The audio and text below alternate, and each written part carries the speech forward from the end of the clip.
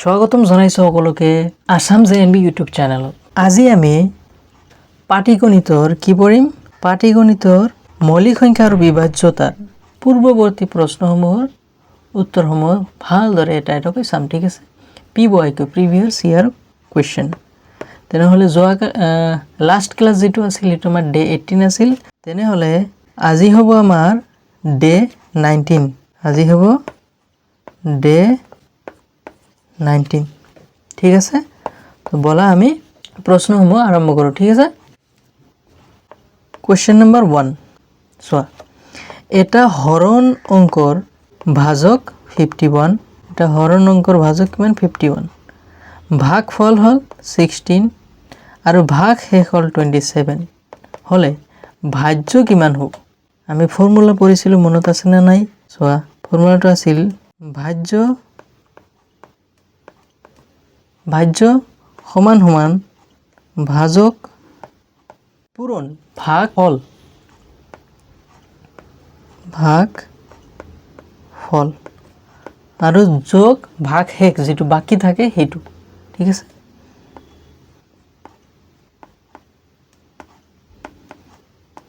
তেনেহ'লে ইয়াতে আমাৰ যিকেইটা ভ্যালু দিয়া আছে সেইকেইটা আমি ইয়াতে পুট কৰি চাম। তেনেহ'লে চোৱা, ভাজক কিমান আছিল? 51, পূৰণ ভাগ ফল আছিল 16 আৰু যোগ হ'ল ভাগ শেষ যেটো বাকি 27, ঠিক আছে? এতিয়া 51 পূৰণ 16,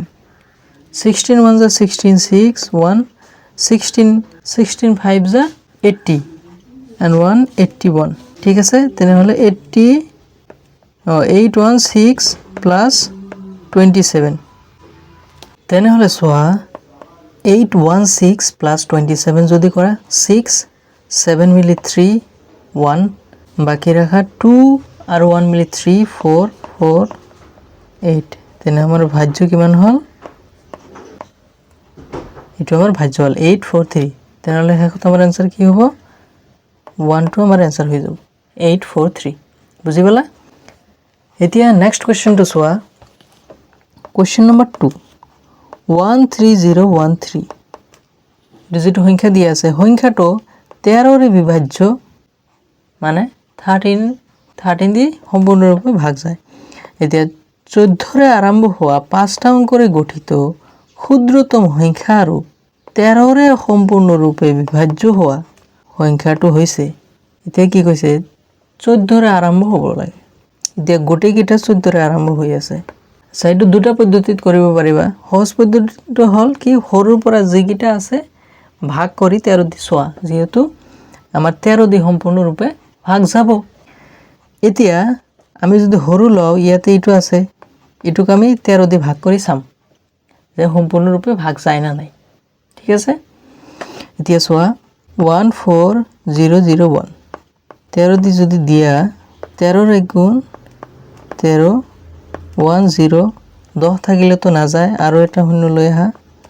শূন্য ওপৰত দি দিয়া।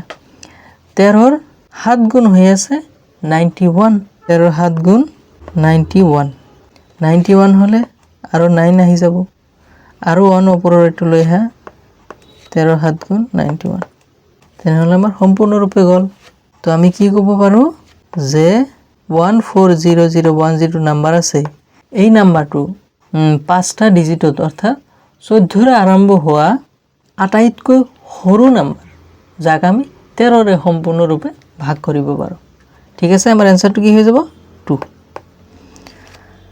এতিয়া কুৱেশ্যন নম্বৰ 3, কুৱেশ্যন নম্বৰ 3, আচ্ছা, কিতাপত যেটো কুৱেশ্যন নম্বৰ 3 দি আছিল, সেই কুৱেশ্যনটো ভুল আছিল। তাৰ ঠাইত মই বেলেগ এটা কুৱেশ্যন দিছোঁ, যেটো পূৰ্বৱৰ্তীৰ, এইটো 1992 সুধিছিল, তলৰ কোনটো সংখ্যা 8ৰে বিভাজ্য? এতিয়া 8ৰ বিভাজ্যটো মনত কৰা, শেষৰ 3টা ডিজিট, অৰ্থাৎ একক, দশক আৰু শতকত থকা 3টা অংক যেটো সংখ্যা হ'ব, সেই সংখ্যাটোক যদি 8ৰে বিভাজ্য হয়, তেনেহ'লে যিমান দীঘলে সংখ্যাটো নহওক কিয় সেই সংখ্যাটো আমি 8ৰে সম্পূৰ্ণৰূপে ভাগ কৰিব পাৰিম।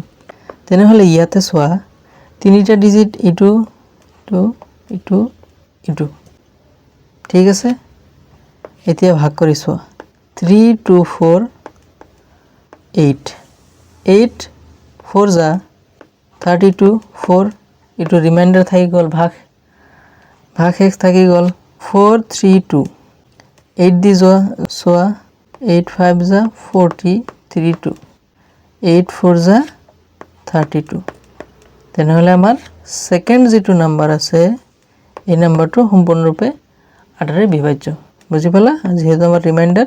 0 হৈ গল ভাগ x এতিয়া আহা নেক্সট কোশ্চেন লৈ কোশ্চেন নাম্বার 4 কোশ্চেন নাম্বার কি 4 কোশ্চেন নাম্বার 4 কি হৈছে সোয়া তলৰ কোনটো দুটা অঙ্কৰে গঠিত ক্ষুদ্ৰতম মৌলিক সংখ্যা তলত দিয়া চাৰিটাৰ মাজত ক্ষুদ্ৰতম মৌলিক সংখ্যা এটো তো সকলে গমে পা দুটা অঙ্কৰে অৰ্থাৎ 2 ডিজিট ইয়াতে 11 টো আমাৰ आंसर হৈ যাব ঠিক আছে এটো তো সহজে আছিল এতিয়া কোশ্চেন নাম্বার 5 কোশ্চেন নাম্বার 5 টো সোয়া কোন সংখ্যাক 8 12 আৰু 15 ৰে হৰণ কৰিলে প্ৰত্যেক ক্ষেত্ৰতে 3 ভাগ এক হিচাপে থাকে মানে এনেকুৱা এটা সংখ্যা ওলাব লাগে যাক আমি 8 12 আৰু 15 ৰে যদি ভাগ কৰো আমাৰ ৰিমাইন্ডাৰ বাকি অৰ্থাৎ ভাগ এক থাকি যাব কিমান 3 এতিয়া আমি লসাগু কৰিছিল এই তিনিওটা লসাগু ওলাই লসাগু মানে কি এনেকুৱা এটা নাম্বাৰ ওলাব যাক এই তিনিওটা দি ভাগ যাব সেই নাম্বাৰটোত যদি আমি 3 যোগ কৰি দিও বা সেই নাম্বাৰৰ গুণিতকৰ লগত যদি 3 যোগ কৰি দিও তেনেহলে যেটো প্ৰশ্নত সুধিছে হেটো আমি পাম এতিয়া সোৱা 8 12 15 4 2 যা 3 যা 15 3 দি সোৱাচোন 2 1 5 তেনেহলে 4 into 3 into 2 into 5 equal to কিমান হ'ব 4 into 3 12 5 into 2 হল 10 তেনেহলে আমাৰ आंसरটো লহাগুটো কিমান হল 120 এতিয়া নাম্বাৰ কেইটা সোয়া নাম্বাৰ কেইটা কি দি আছে এই দুটো তো নহবই হৰু হৈ গল তে এই দুটাৰ মাজত ইয়াতে সোয়া 120 লগত যদি আমি 3 এড কৰি দিও 123 হৈ যায় মানে আমাৰ এক নম্বৰৰ লগত মিলি যায় মানে এটা আমাৰ উত্তৰ হ'ব কি আমাৰ आंसरটো কি হ'ব 12 হৈ যাব 123 ঠিক আছে বুজি পালা এতিয়া আহা কোশ্চেন নাম্বার 6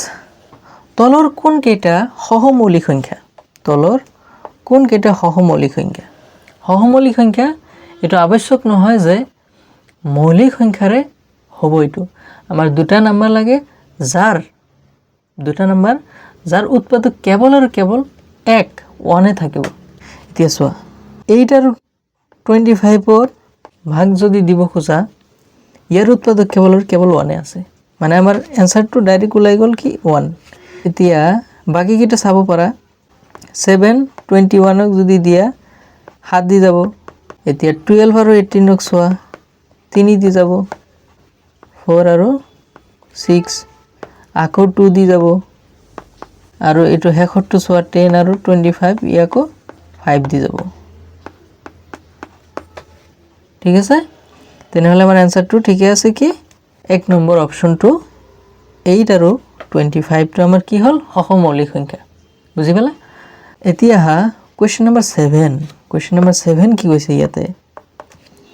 163 into 87 স্টার দিছে into 239 ৰ পূৰণ ফলৰ একক স্থানীয় অংকটো হল 1 মানে এই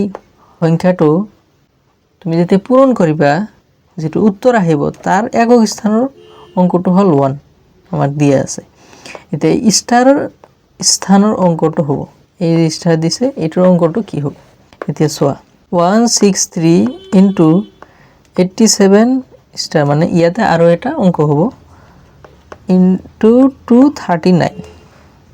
এতিয়া আমাৰ যেটো आंसर আহিব হেকত আমাৰ 1 আহিব এটো আমাক দিয়া আছে আচ্ছা এতিয়া আমি কি কৰিম এইটো আমি ইনটু কৰিব লাগে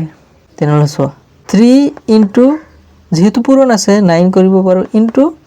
এটো আমি x ধৰি ললো ইকুৱেল টু 1 আহিব আমাৰ ঠিক আছে এতিয়া 3 into 9 27 হ'ব into x ইকুৱেল টু 1 আহিব এতিয়া সোৱা তে ইয়াৰ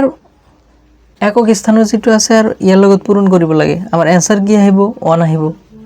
এতিয়া চোৱা 7 ইনটু x ৰ ঠাইত যদি তুমি শূন্য দিয়া তেলে শূন্যই আহিব তেলে 1 দিয়া ফাৰ্ষ্টত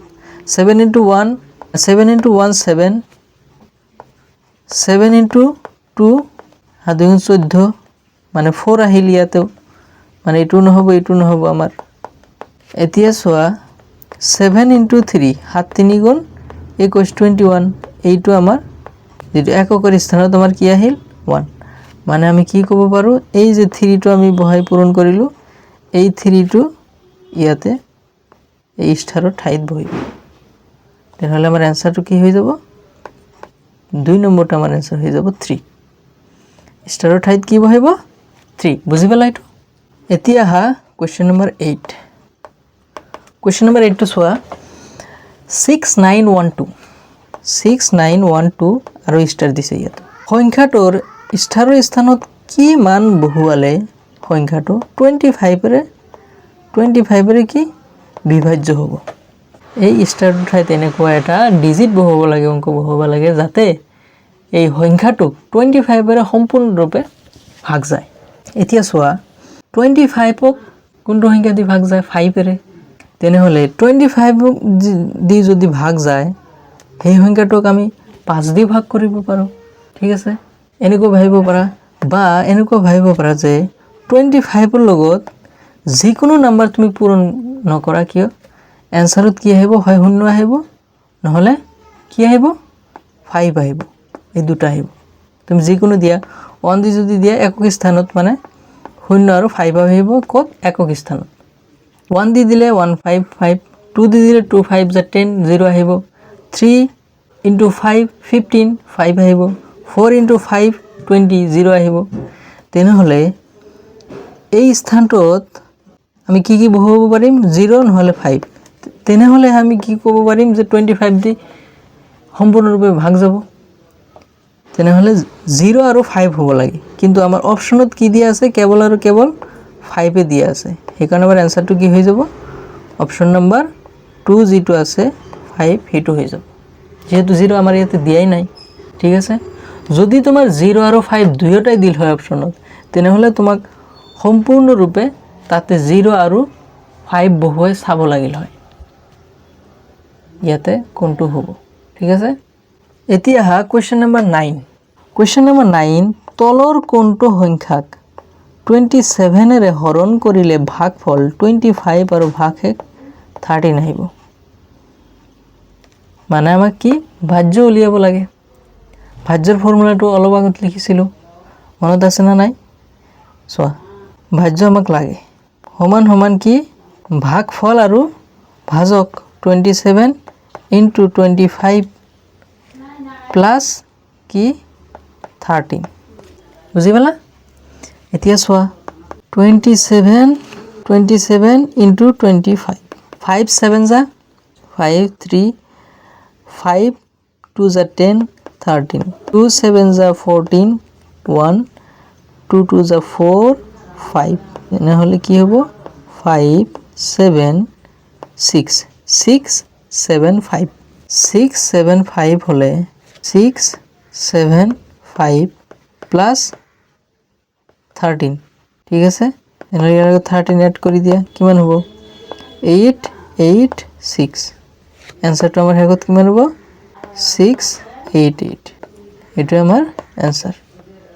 688 কত আছে চোৱা 1923 আমাৰ আনসাৰটো আছে কত অপশন নম্বৰ 4 বুজি পালা এটো সিম্পল যেটো আমাৰ এটা ফৰ্মুলা আছিল ভাজ্য সমান সমান কি ভাজক পূৰণ ভাগফল পূৰণ যোগ ভাগ শেষ ঠিক আছে ইয়াতে পুট কৰি দিলে আমাৰ আনসাৰটো কি ওলাই যাব 688 অৰ্থাৎ অপশন নম্বৰ 4 এতিয়া কোৱেশ্চন নম্বৰ 10 লৈ কোৱেশ্চন নম্বৰ 10 চোৱা তলৰ কোনটো মৌলিক সংখ্যা নহয় এটো একেবাৰে ইজি তলৰ কোনটো মৌলিক সংখ্যা নহয় এতিয়া চোৱা প্ৰথমতে দিয়া আছে এটো 33 তুমি যদি 11 দিয়ে ভাগ দিয়া 3 তেনেহলে ইয়াত আমাৰ কেটা উৎপাদক আহিল দুটা উৎপাদক আহিল 11 ৰ দুটা উৎপাদক আছে কি 1 আৰু সেই সংখ্যা বাদে তেনেহলে 33 টো আমাৰ आंसर হৈ যাব এতিয়া হা কোৱেশ্চন নম্বৰ 11 কোৱেশ্চন নম্বৰ 11 যদি 9708 ষ্টাৰ 3 সংখ্যাটো 9 আৰু 3 ৰে বিভাজ্য হয় তেন্তে ষ্টাৰৰ স্থানৰ সংখ্যাটো হৈছে আচ্ছা 3 আৰু 9 ৰ বিভাজ্যৰ যেটো পৰীক্ষাৰ নিয়ম আছিল এটো মনত আছে না নাই 3 আৰু 9 ৰ একে কি কৰিব লাগে যিমান কিটা অংক আছে ডিজিট আছে সেই ডিজিটস কিটা যোগ কৰিব লাগে যোগ কৰি যেটো আমাৰ উত্তৰ আহিব সেই উত্তৰটোক 3 আৰু 9 ৰে বিভাজ্য চাব লাগে হয় না নহয় ভাগ কৰি যদি সম্পূৰ্ণৰূপে ভাগ যায় তেনেহলে সেই সংখ্যাটো যাৰ ডিজিটবোৰ যোগ কৰা হৈছিল সেই সংখ্যাটো সম্পূৰ্ণৰূপে ভাগ যাব এতিয়া চোৱা 9708 ষ্টাৰ 3 এটো আমাৰ নাম্বাৰ আচ্ছা এতিয়া যোগ কৰা গুটি কিটা 9 plus 7 plus 8 plus এটো আমি x ধৰি ললো x plus 3 তেনেহলে কিমান হ'ব 16 8 24 27 plus x এটো এতিয়া আমি ইয়াক কি কৰিম ভাগ কৰি চাম যদি ইয়াক ভাগ দিয়া 3 দি ভাগ দিয়া x = তুমি কি কৰা 0 লোৱা তেনেহলে কি হ'ব চোৱা 27 plus 0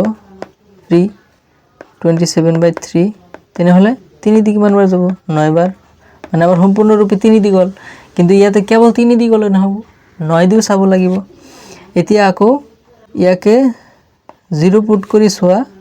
27 plus 0 divide by 3 27 by divide by 9 হ'ব 9 =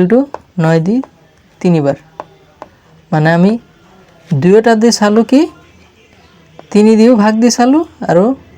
9 দিও ভাগ দি চালো দুয়োটাৰে আমাৰ সম্পূৰ্ণৰূপে কি ভাগ গল তেনেহলে আমাৰ x = কি লৈছিলো আমি 0 আনসাৰটো হ'ব 0 0 কত আছে 1 নম্বৰতে অপচন আছে বেছিভাগ উত্তৰ দেখুন অপচন অনতে দি আছে ইয়াতে এই কাৰণে ভয় খাব নালাগে যেনেকৈ কোশ্চেন তোমাক হুদক ট্রাই টু অ্যাটেম্পট ইট যদি না পারা বেলেগ কথা বেছি সময় দিব নালাগে ঠিক আছে এইবোৰ কি আগত দিছিল 1996 ত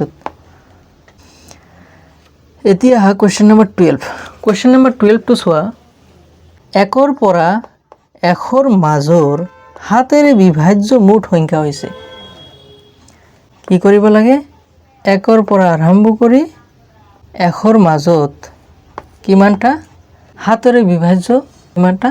সংখ্যা আছে এতিয়া চোৱা আমি এটা এটা কৈ লিখি সাম তাৰ পাছত এটো কাউন্ট কৰিম ঠিক আছে তেনেহলে চোৱা প্ৰথমে আমাৰ কি 7 14 21 28 35 42 49 56 63 70 77 84 91 98 তেনেহলে সৰ্বমুঠ কিমানটা চোৱা 1 2 3 4 5 6 7 8 9 10 11 12 13 14 মানে সৰ্বমুঠ আমাৰ হাতৰ বিভাজ্য হোৱা এক আৰু এখৰ মাজত কিমানটা আহিল 14টা বুজি পালা এনেকুৱা প্ৰশ্ন তোমাৰ লিখি চাব লাগিব হায়াৰ ক্লাছত যেতিয়া যাব তেতিয়া ফৰ্মুলা আহিব ফৰ্মুলা দি তুমি ডাইৰেক্ট কাউন্ট কৰিব পাৰা এক আৰু 1000 1 লাখৰ মাজত কিমানটা আহিব এনেকুৱা তুমি ওলাব পাৰিবা ফৰ্মুলা দি কিন্তু এতিয়া তোমালোকৰ এনেকৈ লিখি কাউন্ট কৰি চাব লাগিব ঠিক আছে এতিয়া হা কোশ্চেন নম্বৰ 13 কোশ্চেন নম্বৰ 13 চোৱা কোশ্চেন নম্বৰ 13 কি কৈছে 3 4 স্টার দিছে ইয়াতে আকৌ 24 3 4 স্টার 24